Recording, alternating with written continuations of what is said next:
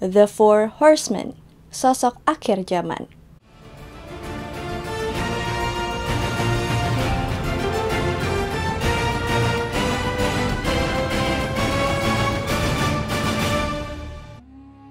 Ada sosok yang diyakini pertanda akhir zaman. Mereka adalah 4 penunggang kuda pembawa kiamat. The Four Horsemen, Conquest, War, Famine, and Death. 4 tokoh ini mewakili penaklukan, perang, kelaparan, dan kematian. Mungkin beberapa dari Geek Squad aja kali ya jadinya. Mungkin beberapa dari kalian udah ada yang pernah dengar gak asing sama Four Horsemen ini, entah dari film atau dari novel. Four Horsemen ini sebenarnya bisa kita temuin di Alkitab, tepatnya di Kitab Wahyu, kitab yang merinci akhir zaman.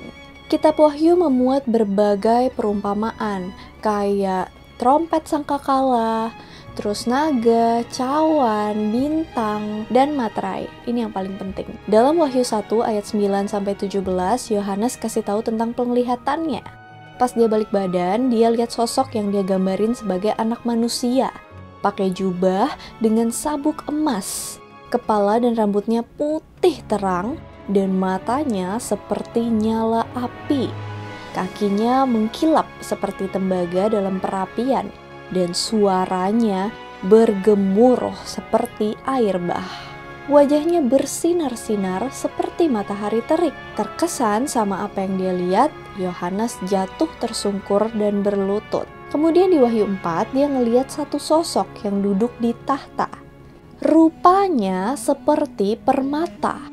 Ada pelangi yang melingkungi tahta itu. Sementara ada 24 tahta lain di sekeliling tahta itu. Duduk 24 tetua yang pakai pakaian putih dan mahkota emas. Di sekeliling tahta utama itu juga ada 4 makhluk. Yang pertama mirip singa, yang kedua mirip anak lembu, yang ketiga punya muka kayak manusia, yang keempat mirip burung nasar, maksudnya ini. Tapi makhluk-makhluk ini bersayap 6 dan penuh dengan mata. Di Wahyu 5 dia bilang kalau dia lihat sosok yang duduk di tahta utama pegang gulungan kitab yang luarnya dimaterai pakai 7 materai. Siapakah yang layak membuka gulungan kitab itu dan materai-materainya? Tapi gak ada seorang pun yang layak baik di surga maupun di bumi untuk buka gulungan kitab itu dan baca isinya. Jadi Yohanes nangis.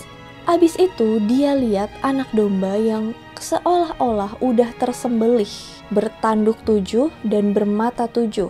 Itulah roh Allah yang diutus ke seluruh bumi. Anak domba itu terima gulungan kitab dari tangan sosok yang duduk di atas tahta. Pas dia ambil gulungan kitab itu, keempat makhluk beserta 24 sesepuh semuanya bersujud. Anak domba itu mulai membuka ke-7 materai itu. Yohanes perhatiin setiap saat materai dibuka. Nah, disinilah baru kita mulai keempat penunggang kuda malapetaka, The Four Horsemen of Apocalypse. Wahyu 6 dimulai dengan, maka aku melihat anak domba itu membuka yang pertama dari ke-7 materai itu. Dan aku mendengar yang pertama dari keempat makhluk itu berkata dengan suara bagaikan bunyi guruh, "Mari." Dan aku melihat sesungguhnya ada seekor kuda putih, dan orang yang menungganginya memegang sebuah panah, dan kepadanya dikaruniakan sebuah mahkota.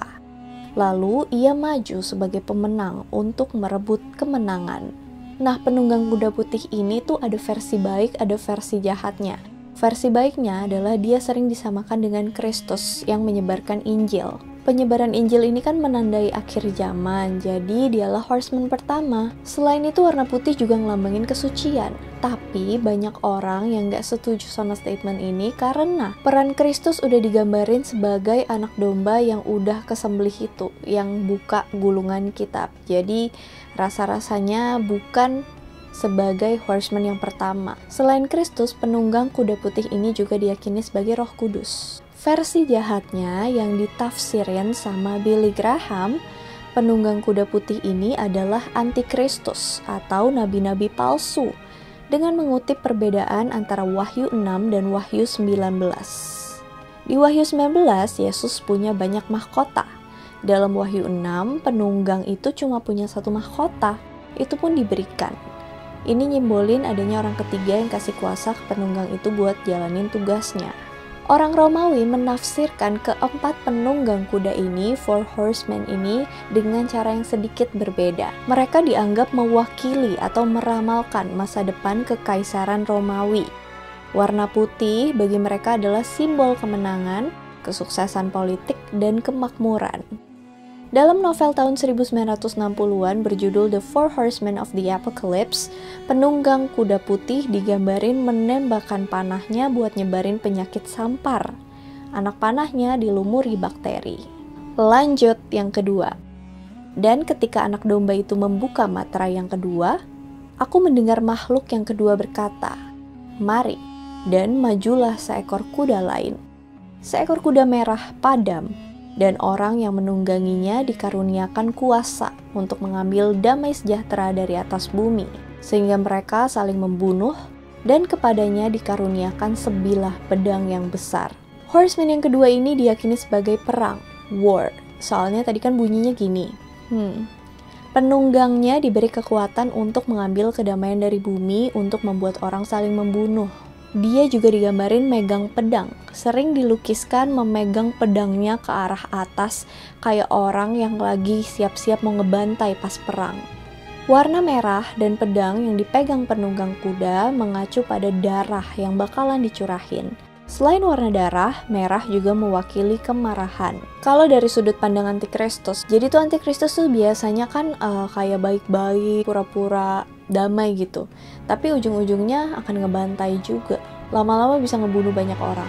Kalau dari sudut pandang orang Romawinya, versi Romawinya, ini artinya tuh perdamaian meninggalkan Roma. Tidak ada lagi perdamaian di Roma. Ada pertumpahan darah, perang saudara, dan pemberontakan di kekaisaran. Hal ini dikaitin sama Kaisar Romawi Commodus, yang pemerintahannya dianggap sebagai akhir dari era keemasan di Roma dan awal dari kerusuhan sipil. Red Horseman ini juga dikaitin sama dewa perang Romawi, Mars. Kalau versi Yunaninya Ares. Dia juga identik sama warna merah. Sekarang kita masuk ke yang ketiga. Dan aku melihat sesungguhnya ada seekor kuda hitam dan orang yang menungganginya memegang sebuah timbangan di tangannya. Dan aku mendengar seperti ada suara di tengah-tengah keempat makhluk itu berkata, "Secupak gandum sedinar dan 3 cupak jelai sedinar. Tetapi janganlah rusakkan minyak dan anggur itu." Di antara keempat penunggang kuda, cuma ini yang diiringi sama suara. Nah, Yohanes mendengar suara ini tuh dari salah satu dari 4 binatang yang tadi aku sebutin. Penunggang kuda ketiga menunggangi kuda hitam, mewakili kelaparan atau famine.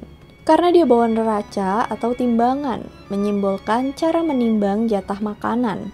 Para penulis lain menafsirkan penunggang kuda ketiga adalah Tuhan sebagai pemberi hukum, Lord as a lawgiver, yang memegang neraca keadilan atau scales of justice. Tertulis bahwa gaji 1 hari penuh cuma cukup buat beli gandum buat 1 orang dan jelai buat 3 orang. Jadi orang bersusah-susah cuma buat kasih makan keluarganya. Jadi harga makanan itu naik 10 kali lipat lebih mahal. Dia naikin harga pangan, tapi harga minyak zaitun dan minuman anggur itu nggak naik sama sekali. Seperti yang tertulis di ayat yang tadi. Padahal minyak zaitun sama anggur itu bukan kebutuhan pokok nutrisi buat manusia. Itu lebih ke kesenangan, kayak kebutuhan tersier orang-orang yang mampu. Kemewahan yang susah dijangkau sama pekerja biasa. Jadi kesenjangan antara orang kaya dan orang miskin itu terasa sekali dan menciptakan kebencian. Kayak fenomena yang terjadi sekarang ini. Atau ada sudut pandang yang lebih ironis. Jadi karena harga minyak zaitun dan anggur nggak naik, orang-orang bisa nyetok. Mereka bisa minum anggur setiap hari, bisa mabok setiap hari, tapi mereka nggak mampu beli makanan. Mereka punya anggur, tapi mereka kelaparan dan mati, sama aja. Menurut versi Kekaisaran Romawi, Horseman ketiga ini nyimbolin meningkatnya biaya kebutuhan dasar dan pajak yang berlebihan ke warga.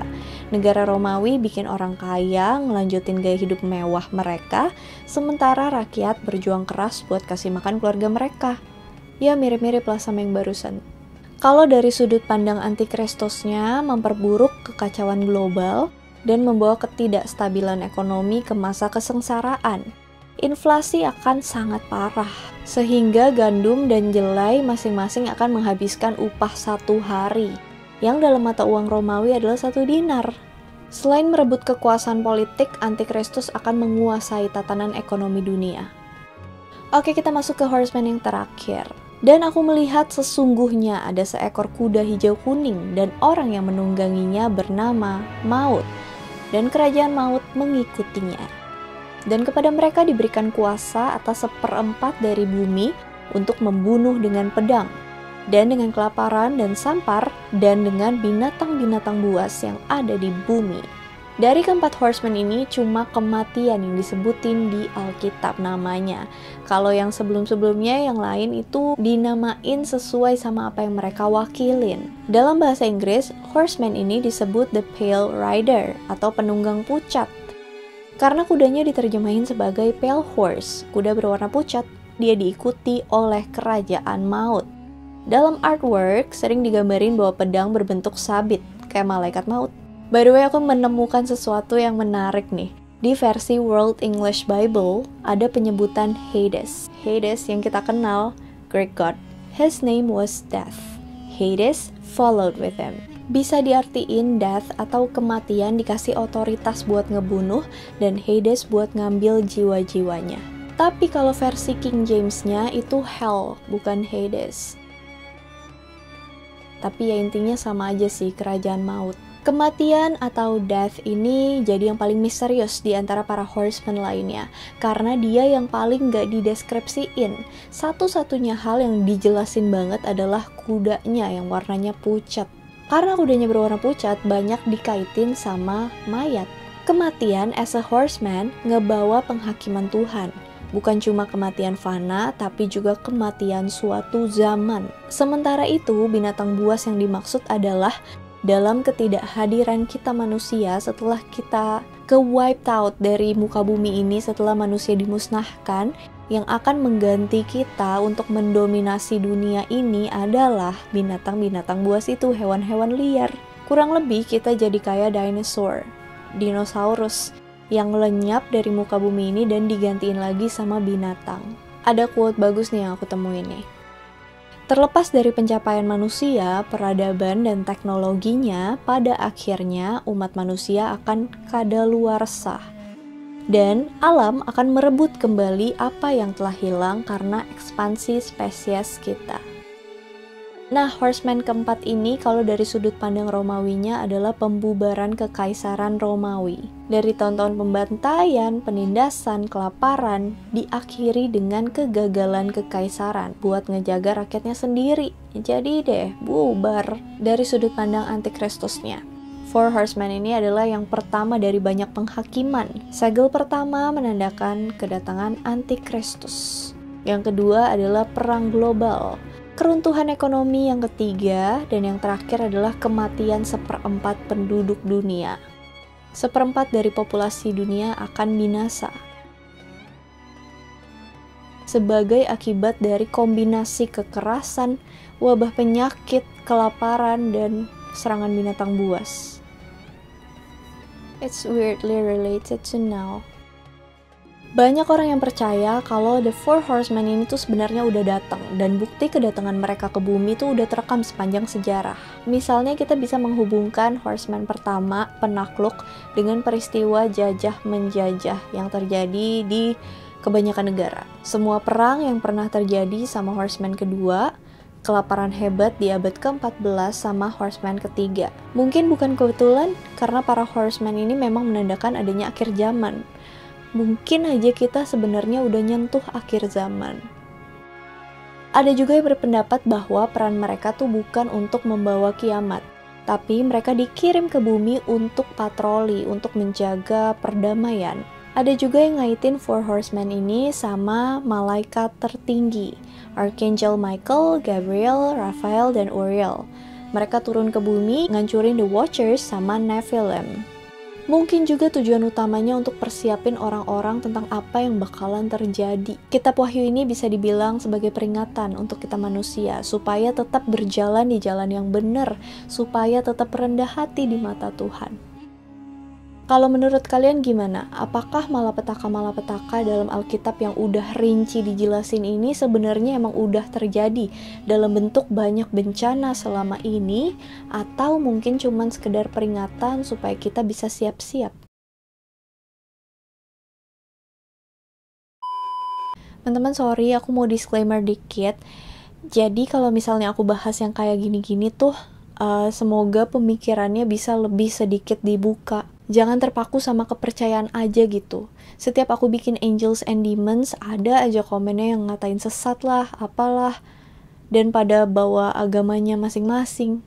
Aku sadar topik-topik yang aku bahas ini tuh masih agak sensitif di Indonesia karena berhubungan sama agama. Tapi goals aku tuh sebenarnya supaya yang nonton ini tuh nggak ngelihat dari satu sudut pandang aja, tapi lebih bisa terbuka dan bisa nerima segala sesuatu hal dari berbagai sudut pandang. Tentu aja tanpa mengurangi iman dari kepercayaan kalian masing-masing. Contohnya kayak di mitologi Yunani, nggak ada yang nyuruh kalian untuk mengimani dewa-dewa itu. Kalau misalnya kalian punya kepercayaan yang kalian imani, imanilah. Ya anggap aja mitologi yang aku ceritain itu sebagai dongeng. Yang baik diserap, yang jelek dibuang gitu. Semoga ya di setiap video ada hal-hal positif yang bisa diambil, jangan negatifnya terus. Alright, thank you so much for watching. Hope you guys like it and see you on my next video. Apa yang